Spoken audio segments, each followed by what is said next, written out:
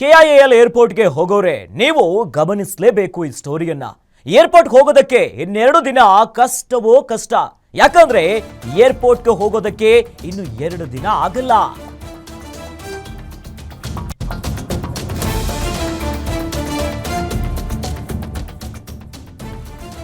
Hebbal flyover ರಾತ್ರಿ ಸಂಚಾರವನ್ನ ನಿಷೇಧ ಮಾಡಲಾಗಿದೆ.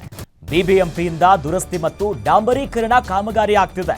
ಹೀಗಾಗಿ ಹೆಬ್ಬಾಳ ಮೇಲ್ಸೇತುವೆಯ ಒಂದು ಭಾಗದಲ್ಲಿ ಸಂಚಾರವನ್ನ ನಿಷೇಧ ಮಾಡಲಾಗಿದೆ.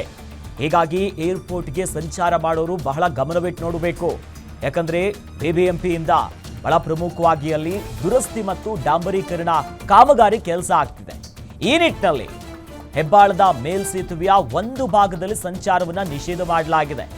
ಈ ನಿಟ್ಟಿನಲ್ಲಿ ಆ ಭಾಗದಲ್ಲಿ ತೆರಳುವಂತವರು ಬಹಳಷ್ಟು ಗಮನ ಇಡಬೇಕು. ಅದು ಕೂಡ ಹೆಬ್ಬಾಳ ಫ್ಲೈಓವರ್ನ ರಾತ್ರಿ ಸಂಚಾರವನ್ನ ನಿಷೇಧ ಮಾಡಿದ್ದಾರೆ ಬಿಬಿಎಂಪಿ. ಯಾಕಂದ್ರೆ ದುರಸ್ತಿ ಆಗ್ತಿದೆ, ಡಾಂಬರೀಕರಣ, ಅಲ್ಲಿನ ಕಾಮಗಾರಿ ಕೆಲಸ ಆಗ್ತಿದೆ. ಈ ನಿಟ್ಟಿನಲ್ಲಿ ರಾತ್ರಿ ಸಂಚಾರವನ್ನ ನಿಷಿದ್ಧ ಮಾಡಿದ್ದಾರೆ.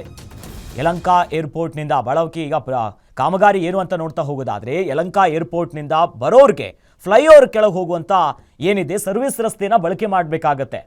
ಹೀಗಾಗಿ ನ್ಯೂ ಬೆಲ್ ರಸ್ತೆ ಮತ್ತು ಮೇಕ್ರಿ ವೃತ್ತದ ಮೂಲಕ ಬೆಂಗಳೂರಿಗೆ ಎಂಟ್ರಿ ಆಗುತ್ತೆ ಆ ಭಾಗದಿಂದ ಬರೋರ್ಗೆ. ಹಾಗಾಗಿ ಏನು ಕೆಲಸಪ್ಪ ಇದು ಅಂತಂದ್ರೆ, KR ಪುರಂ ನಾಗವರ ಕಡೆಯಿಂದ ಹೆಬ್ಬಾಳ ಸಂಪರ್ಕಿಸುವಂತ ಹೊಸ ಫ್ಲೈಓವರ್ ಲೂಪ್ನಲ್ಲಿ ಕಾಮಗಾರಿ ಆಗ್ತಿರೋದು.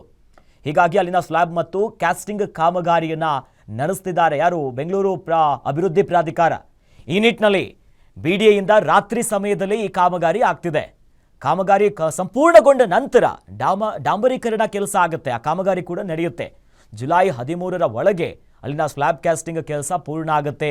ಅಲ್ಲಿ ಪ್ರಾರಂಭ ಆಗೋವರೆಗೂ ಕೂಡ ಕಾಂಕ್ರೀಟೀಕರಣ ಜುಲೈ 29ರ ಒಳಗೆ ಪೂರ್ಣ ಆಗುತ್ತೆ. ಆಗಸ್ಟ್ 1ರಿಂದ 1 ವಾರದವರೆಗೆ ಡಾಂಬರ್ ಹಾಕುವಂತ ಕೆಲಸ ನಿಗದಿಯಾಗಿದೆ. ಈ ನಿಟ್ಟಿನಲ್ಲಿ ರಾತ್ರಿ ಸಂಚಾರವನ್ನ ಬಂದ್ ಮಾಡಲಾಗಿದೆ. ಪ್ರಮುಖವಾಗಿ KR ಪುರಂ ನಾಗವರ ಕಡೆಯಿಂದ ಎಲ್ಲ ರೀತಿ ಕೆಲಸ ಕಾರ್ಯಗಳು ಆಗ್ತಿದೆ ಅಲ್ಲಿ.